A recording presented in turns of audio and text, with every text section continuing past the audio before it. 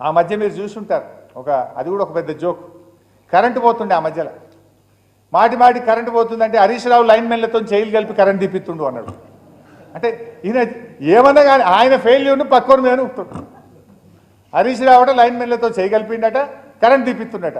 ముఖ్యమంత్రి ప్రభుత్వాన్ని పాలిస్తున్నది నువ్వా నేనా?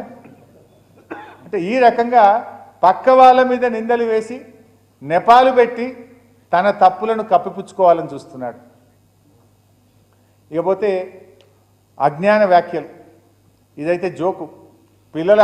మన ముఖ్యమంత్రి కదా, ఈయన చెప్పిన మాటలు విని పరీక్ష రాస్తే పిల్లలు ఫెయిల్ అయిపోతారు. నవిపోదురుగాక నాకేంటి సిగ్గన్నట్లు ముఖ్యమంత్రి గారు అనేక మార్లు తన అజ్ఞానాన్ని బయటపెట్టుకున్నారు.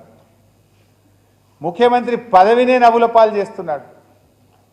హైదరాబాద్ చుట్టూ 3 సముద్రాలు ఉన్నాయట, అందుకే నావీ రాడార్ కేంద్రం దామగుండంలో పెడుతున్నాడు అంటాడు. రాష్ట్రం చుట్టూ 3 సముద్రాలు అయితే లేవు, కానీ ముఖ్యమంత్రి గారికి మాత్రం సముద్రమంత అజ్ఞానం ఉందని జనం నవ్వుకుంటున్నారు.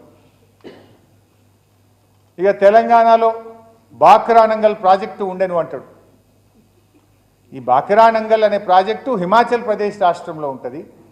బాక్రా నంగల్ 2 వేరు ప్రాజెక్టులు. ఆ స్థలాల ఆధారంగా దానికి బాక్రా అని ఒక ప్రాజెక్టుకు, నంగల్ అని ఒక ప్రాజెక్టుకు పేరు వచ్చింది. 2 కలిపి బాక్రా నంగల్ అని పిలుస్తారు. అది హిమాచల్ ప్రదేశ్లో ఉంటే అది తెలంగాణ రాష్ట్రంలో ఉండను అంటాడు మన ముఖ్యమంత్రి. ఇక హైదరాబాద్లో దిల్సుఖ్ నగర్లో విమానాలు అమ్ముతున్నారు అంటాడు. మరి నాకైతే కనవలేదు, మరి మీకు ఎవరికైనా కనబడ్డా? అదే విమానాలు అమ్ముతున్నారు అంటాడు.